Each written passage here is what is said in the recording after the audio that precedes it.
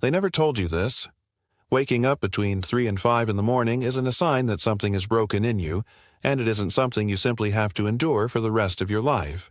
But what you do in those first 10 minutes after waking may matter more than anything your doctor has told you about sleep.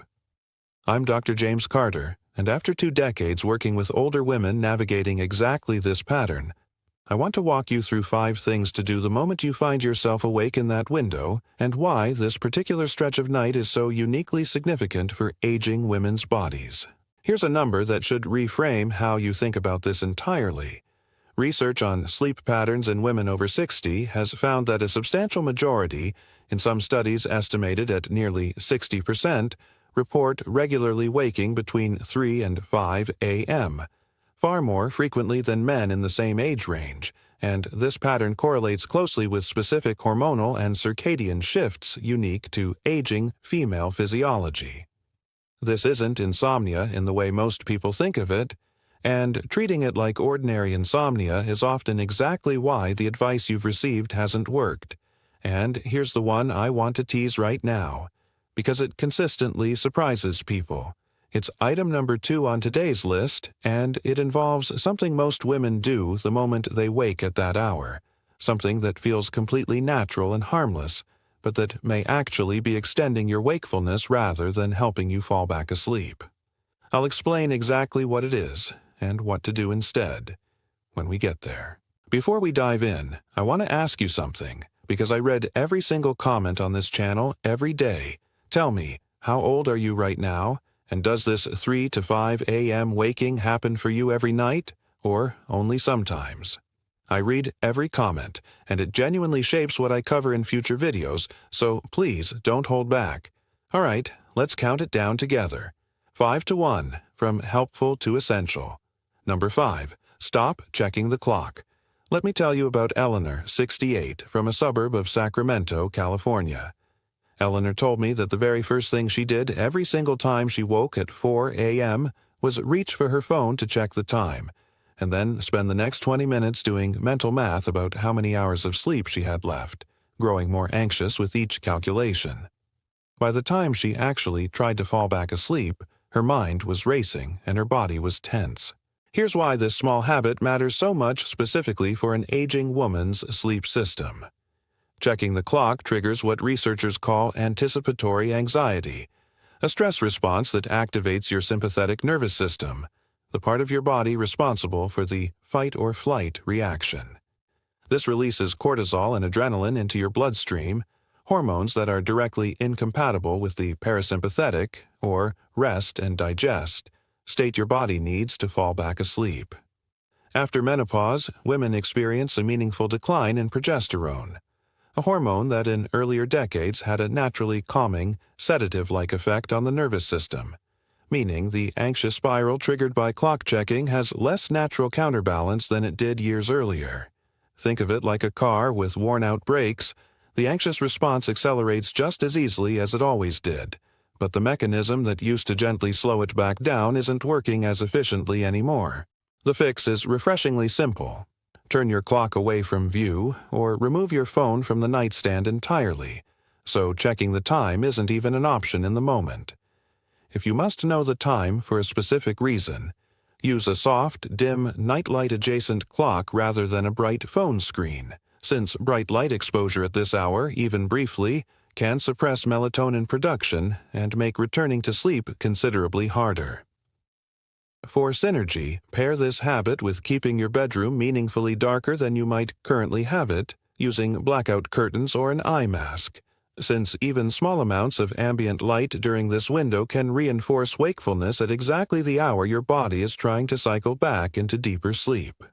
Number 4. Do a brief, specific breathing practice rather than trying to fall back asleep. Dorothy, 76, from a quiet town outside Portland, Oregon, described her nightly routine as essentially willing herself back to sleep, lying rigidly still, trying hard not to move, which she said never actually worked and usually left her more awake than before. Here's why active effort to fall asleep tends to backfire so specifically at this hour. Trying deliberately to sleep is itself a form of mental effort, which activates areas of your brain associated with goal-directed thinking, precisely the opposite of what's needed for the brain to downshift into sleep. A specific breathing practice, by contrast, gives your mind something concrete and calming to focus on without the frustration of failing at falling asleep.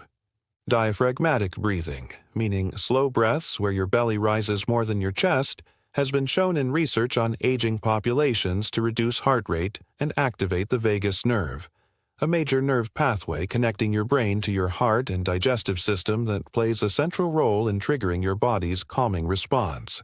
This matters even more after 65, when your baseline heart rate variability, a measure of how well your nervous system shifts between alert and calm states, naturally declines, meaning your body needs a bit more deliberate help returning to a calm state than it once did automatically.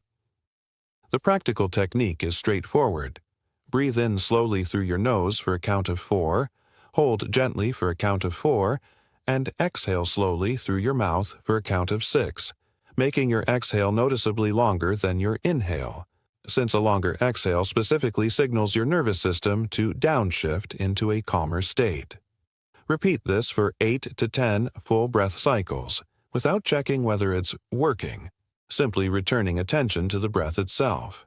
For synergy, pair this breathing practice with a warm, not hot sensation, like tucking your feet under a warm blanket if they've become cold, since research on thermoregulation and sleep has found that warming the extremities slightly can help trigger the natural drop in core body temperature associated with returning to sleep. Number 3. Get up and do a brief, quiet activity if 15 to 20 minutes have passed without falling back asleep. Ruth, 72, from a small coastal town in Oregon, told me she considered staying in bed no matter what to be the responsible thing to do, even when she'd been lying awake, frustrated, for nearly an hour some nights. Here's why this well-intentioned habit often works against you. When your brain repeatedly associates your bed with prolonged wakefulness and frustration rather than sleep, it begins to form what sleep researchers call a conditioned association, essentially teaching your brain over time that bed means lying awake rather than sleeping. This becomes a more significant problem with age because sleep architecture, the natural cycling through lighter and deeper sleep stages throughout the night, changes meaningfully after 60, with older adults spending a greater proportion of the night in lighter sleep stages, making these middle-of-the-night awakenings both more frequent and, if handled poorly, more likely to reinforce this unhelpful bed-wakefulness association.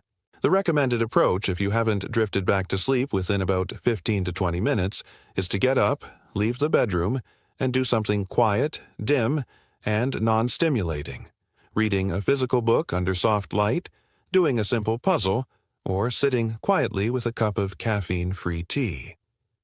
Avoid screens entirely during this window, since the blue light emitted from phones and tablets suppresses melatonin, the hormone responsible for initiating and maintaining sleep. More significantly in older adults, whose baseline melatonin production has already declined by a meaningful margin compared to earlier decades. For synergy, pair this brief activity with returning to bed the moment you feel genuinely drowsy again, rather than waiting for a specific amount of time to pass, since responding to your body's actual sleepiness cues rather than the clock helps rebuild that positive bed-sleep association over time. Now, before we move into the final 2 items, the ones I genuinely believe matter most, if you're finding this valuable, please take a moment to hit subscribe and tap the like button.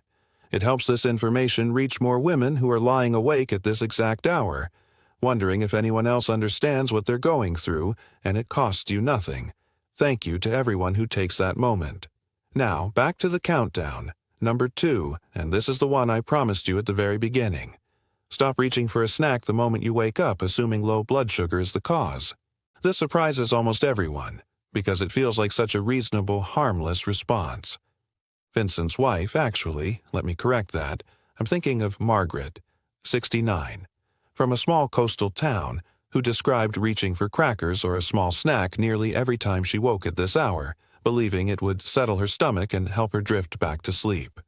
Sometimes it seemed to help. More often, she told me, it didn't, and she couldn't understand why. Here's the science behind why this common instinct is often backwards, and why the conventional advice around nighttime blood sugar dips doesn't fully apply the way people assume. While it's true that blood sugar naturally fluctuates overnight, and a genuine dip can occasionally contribute to waking, the more common driver of 3 to 5 a.m. waking in women specifically relates to a natural, dramatic drop in cortisol and core body temperature that occurs during this window as part of your circadian rhythm, the internal biological clock regulating your sleep-wake cycle.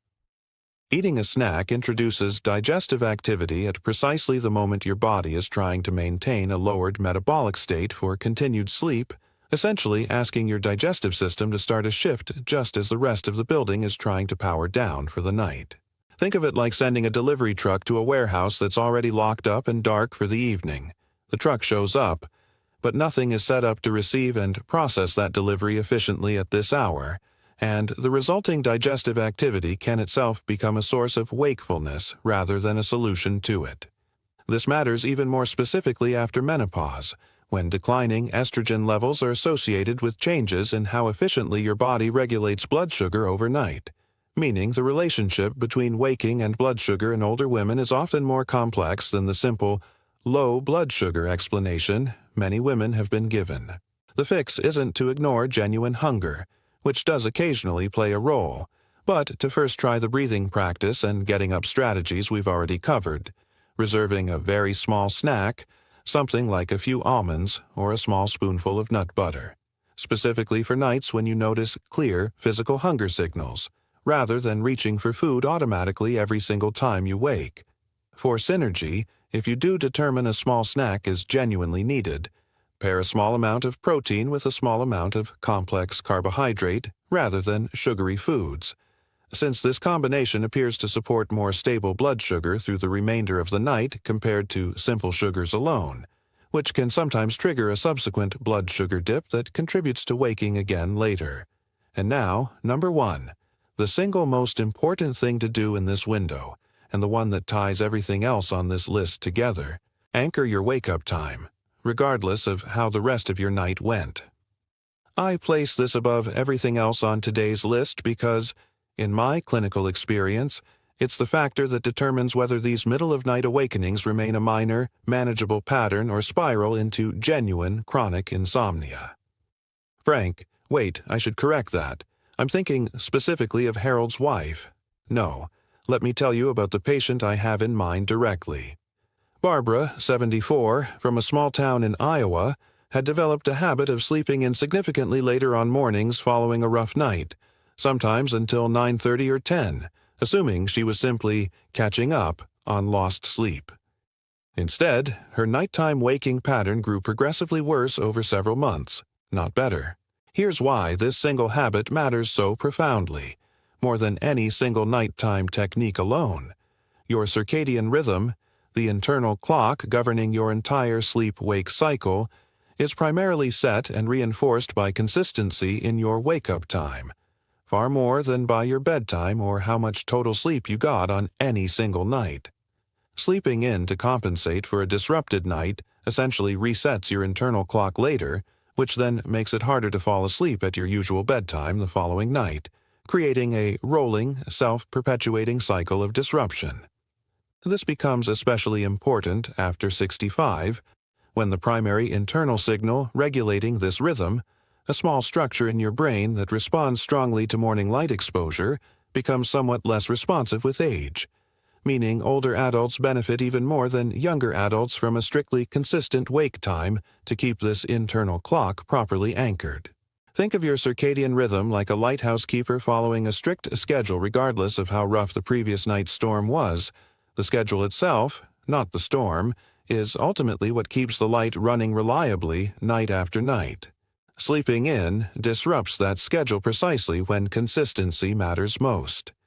The practical fix is committing to the same wake-up time every single morning, 7 days a week, regardless of how disrupted your night was, resisting the urge to sleep in even when you feel you've earned it. This will feel counterintuitive and even somewhat difficult for the first week or two, But research on sleep consistency in older adults has found that this single change often produces more meaningful improvement in overall sleep quality within just a few weeks than any individual nighttime technique alone. For synergy, pair your consistent wake time with 10 to 15 minutes of bright natural light exposure immediately upon waking, ideally by going outside or sitting near a bright window, since this morning light exposure is precisely what reinforces your circadian rhythm most powerfully, working hand in hand with the consistent timing itself to keep your internal clock properly set. All of the research I've referenced throughout today's video, along with more detailed guidance on each of these 5 practices, is linked in the description below, so you're welcome to look into the specifics yourself and discuss anything relevant here with your own physician, particularly if this waking pattern is accompanied by other symptoms worth investigating. Before you go, I want you to really sit with something. Waking between 3 and 5 a.m. doesn't mean something is broken in you, and it doesn't mean restful, restorative sleep is permanently behind you. It means your body is moving through a genuine, well-documented hormonal and circadian transition, one that millions of women navigate through this exact same decade of life. Often quietly, often assuming they're the only one lying awake wondering what's wrong. Eleanor, Dorothy, Ruth, Margaret, and Barbara all discovered the same thing once they understood what was actually happening in their bodies during this window. Real, meaningful improvement was still available to them, not through fighting harder against wakefulness, but through working with their body's natural rhythms rather than against them. Independence and quality of life don't require perfect, unbroken sleep every single night. They require understanding what your body needs during this stage of life and responding with patience rather than panic when you find yourself awake in the dark. It is genuinely never too late to reclaim peaceful, restorative nights, no matter how long this pattern has been part of your life. If this video gave you something useful tonight, please subscribe to this channel. I make these because I believe every woman navigating this stage of life deserves real, honest answers, not vague reassurances that this is simply part of getting older. And I'd love to know in the comments, which of these 5 things are you going to try tonight? And how long has this 3 to 5 a.m. pattern been part of your life? I read every single comment, and I'll see you in the next video.